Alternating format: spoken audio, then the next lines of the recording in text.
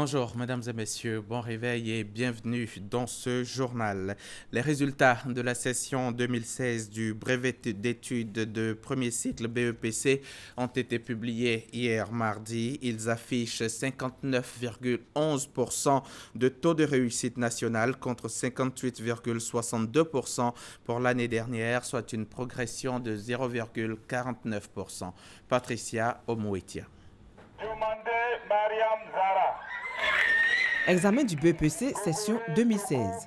59,11% de taux de réussite et les filles sont en tête avec un taux d'admission de 58,50% contre 56,50% en 2015. Elles ont donc progressé de 2%. L'examen du BEPC et le test d'orientation en seconde ont enregistré un effectif de 330 048 candidats. Ils ont composé dans 552 centres sur l'ensemble du territoire national. Sur la base de 94,23% des effectifs nationaux, dont les résultats ont été vérifiés et consolidés par la DECO, on note un taux de réussite national de 59,11% à cette session 2016, contre 58,62% en 2015. Un progrès de 0,49% de plus a été accompli cette année.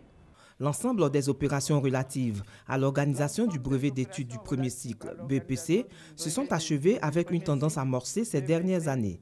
Les candidats disposent de 48 heures à compter de la proclamation des résultats pour introduire leurs réclamations dans leurs centres de composition respectifs.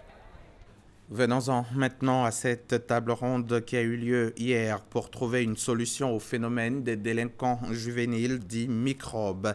Les réflexions devraient permettre de mettre en œuvre une stratégie de prise en charge incluant les familles et la communauté. Une rencontre avec des experts et spécialistes de la protection des enfants dits microbes pour mieux comprendre ce phénomène et proposer des solutions pour son éradication. L'initiative est du ministère de la Promotion de la famille, de la femme et de la protection de l'enfant. Abou Sanogo. Experts, spécialistes de la protection de l'enfant, ministère technique, forces de l'ordre, leaders communautaires, religieux, acteurs sociaux mutualisent leurs efforts pour trouver une solution au phénomène des enfants en conflit avec la loi ou enfants dits microbes. La réflexion est menée sur 2 jours à travers une table ronde. De cette rencontre doit sortir une matrice d'intervention efficace pour adresser cette thématique-là en synergie avec les ministères techniques, les acteurs sociaux et les partenaires au développement. Les experts vont donc réfléchir sur la situation des enfants dits microbes et les stratégies de prise en charge. Il s'agit des enfants de Côte d'Ivoire, de nos enfants. On ne peut pas qualifier un enfant de microbe. Et donc, chacun de son côté a mal et cherche une solution. Mais tant que ce sera individuellement, il n'y aura pas de résultat probant. Au niveau des imams à Bobo, nous avons déjà travaillé là-dessus. On en a parlé dans nos mosquées. On a fait beaucoup de conférences. Mais on attendait ces jours-là pour que le ministère nous appelle. Tous ceux qui sont impliqués dans l'éducation des enfants, ça s'est ensemble pour voir que ce ne marche pas. Le phénomène des enfants en conflit avec la loi ou enfants dits microbes peut être défini comme un groupe d'adolescents dont l'âge varie entre 8 et 17 ans. Munis d'armes blanches, ils commettent des exactions et autres actes délictuels sur les populations.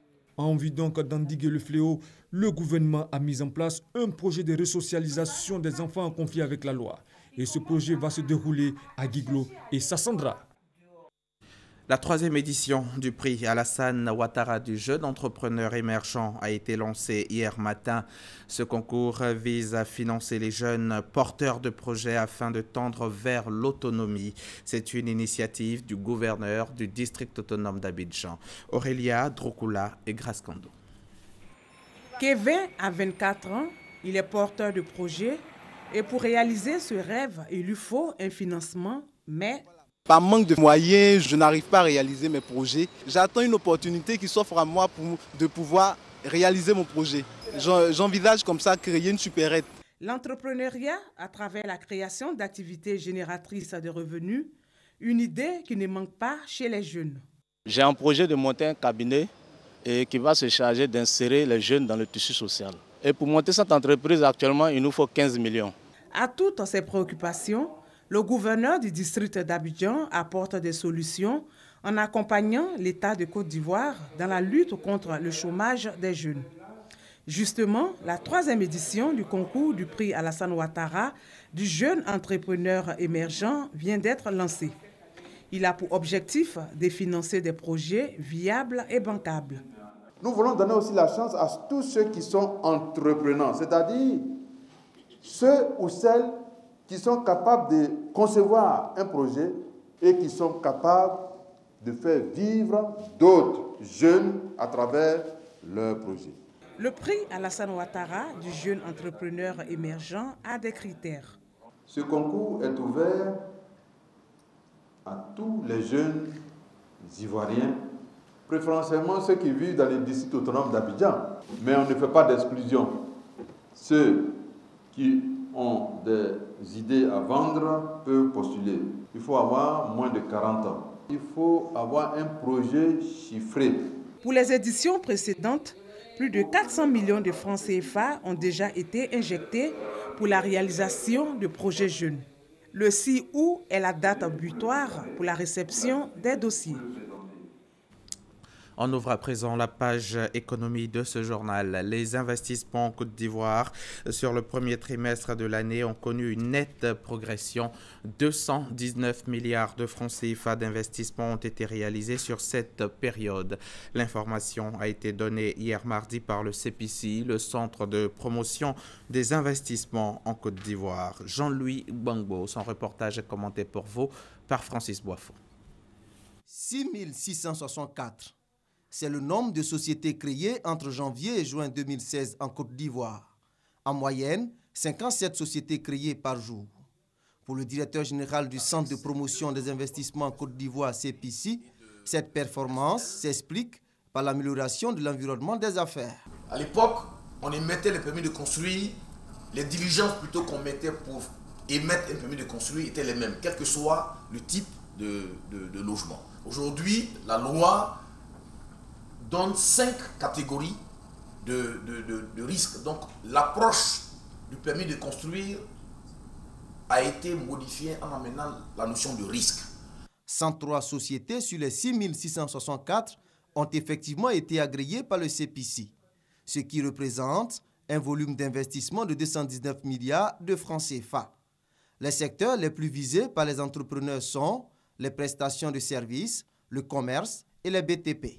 Nous avons décidé d'aller à l'industrialisation dans le PND 2016-2020 et pour l'industrialisation, il faut qu'on aille chercher l'investisseur. Atteindre d'ici à fin décembre 2016 un volume d'investissement de 810 milliards de francs CFA reste le principal défi du CPC, surtout que la Côte d'Ivoire vise un taux d'investissement global de 24% en 2020 contre 20% l'année dernière. En bref et en images, le ministère de la Justice a procédé hier mardi au déploiement du matériel technique d'une valeur de 200 millions de francs CFA devant servir pour les audiences foraines sur toute l'étendue du territoire national. Cette vaste opération d'audience foraine démarre aujourd'hui mercredi et prendra fin le 24 juillet prochain. Elle s'inscrit dans le cadre de la révision des listes électorales. Elle permettra aux nouveaux majeurs qui en sont dépourvus d'établir un jugement supplétif d'acte de naissance et un certificat de nationalité. Quant aux jugements supplétifs d'acte de décès qui seront délivrés, ils permettront la radiation des personnes décédées qui figurent encore sur les listes électorales. L'opération est entièrement gratuite. La présentation du schéma directeur d'urbanisme du Grand Abidjan et des plans directeurs d'urbanisme des chefs-lieux de région a démarré hier. Les populations affluent dans les différentes salles pour s'imprégner de ce qui est prévu dans leur localité en vue de faire des suggestions constructives. Herman Niamia. Paul Clan est le président des propriétaires terriens de San Pedro. Il est ici à l'espace Serae Umoa pour s'imprégner du contenu du plan directeur d'urbanisme de San Pedro. Il y a des villages, vous voyez ici, qui sont engloutis dans le plan du futur aéroport de San Pedro. Ça risque d'être un peu le cas de l'extension du port. Alors on voudrait quand même faire des remarques là-dessus pour que les choses changent un petit peu. Le président des propriétaires terriens de San Pedro est tout de suite rassuré. Vous dites qu'il y a des villages qui ont été inclus dans la zone aéroportuaire. Voilà. Donc, étant donné que ça sera le patrimoine de l'État, l'État va recaser ces populations qui sont ici. Contrairement à Paul Klein, certains visiteurs sont entièrement en phase avec le plan directeur d'urbanisme de leur localité. Nous avons sur ce plan un cimetière qui est prévu de près de 100 hectares, alors qu'aujourd'hui, nous n'avons pas de cimetière à Gagnoa. Le cimetière qui est là existe depuis les années 50. Vous voyez déjà, ça résout un problème. Les problèmes de gare routière, la ville, tout est concentré au commerce, alors que maintenant, chaque sortie de la ville dispose d'une gare routière. Des avis et suggestions, c'est tout le sens de l'exposition des plans directeurs d'urbanisme des chefs-lieux des régions. Le ministère de la Construction et de l'Urbanisme entend à travers cette initiative impliquer les populations dans la finalisation des schémas directeurs afin d'éviter à l'avenir des contestations. Les préoccupations les plus pertinentes vont être prises en compte. Mais il y a des préoccupations, si elles ne sont pas techniquement acceptables, ne seront pas prises en compte. Au deuxième jour de cette présentation du schéma directeur d'urbanisme du Grand Abidjan et des plans directeurs d'urbanisme des 32 chefs-lieux des régions de la Côte d'Ivoire qui s'achève ce mercredi, l'événement suscite beaucoup d'intérêt chez les populations, vu l'engouement qui règne dans les différents stands et salles d'exposition. À Gao, dans le nord du Mali, la mairie avait interdit une manifestation qui a tout de même eu lieu hier matin. Une mobilisation de jeunes à l'appel de plusieurs organisations de la société civile contre l'installation des autorités intérimaires issues des accords d'Alger qui doit commencer ce mois-ci. Ils demandent aussi leur intégration dans l'armée. Le rassemblement a mal tourné. Bilan, 3 morts au moins et des dizaines de blessés. Gao en ébullition, plusieurs manifestants sont sortis dans les rues de la ville ce mardi matin pour dénoncer les modalités d'intégration des anciens combattants dans l'armée ainsi que le redéploiement des autorités intérimaires locales. Et ce, malgré l'interdiction de la mairie qui a évoqué l'état d'urgence. C'est alors que les soldats maliens venus sécuriser la marche ont ouvert le feu. Bilan, 3 morts et plus d'une dizaine de blessés parmi les manifestants. Nous avons voulu marcher pour venir faire notre sitting et nous avons dit que c'est une marche pacifique. Et voilà que les autorités qui veulent que ça soit un désordre ont fait sciemment d'amener l'armée, d'amener la garde, d'amener la gendarmerie, la police et ils sont en train de tirer à balles réelles. À la mi-journée, la situation était toujours confuse dans la ville. Les blessés continuent d'affluer vers l'hôpital et le bilan devrait s'alourdir selon le personnel médical.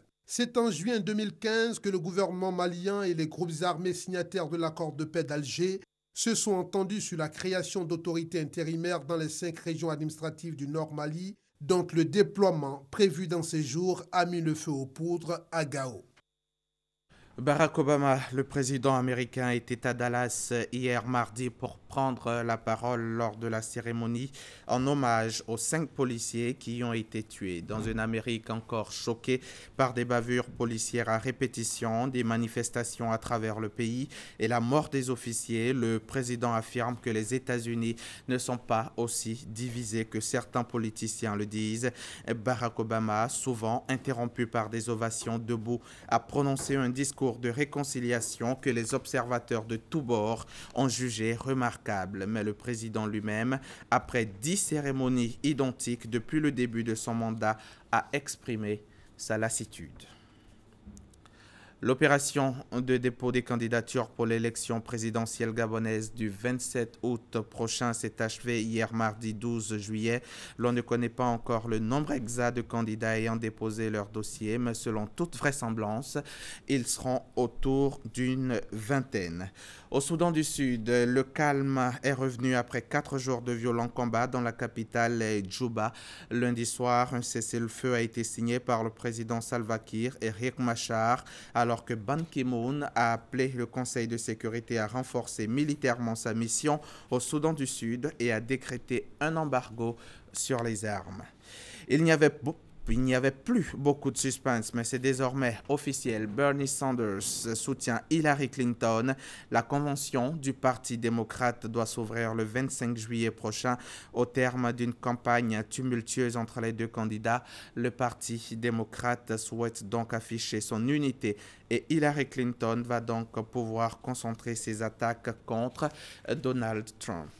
Au Royaume-Uni, David Cameron a présidé hier mardi son dernier conseil des ministres.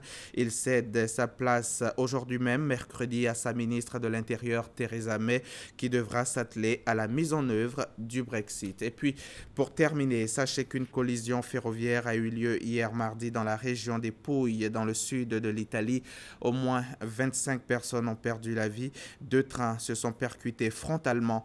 Les autorités dénombrent une cinquantaine de blessés, dont plusieurs dans un état grave. Une commission d'enquête a été ouverte pour déterminer les causes de l'accident. Fin de ce journal, je vous laisse en compagnie de Mariem Touré.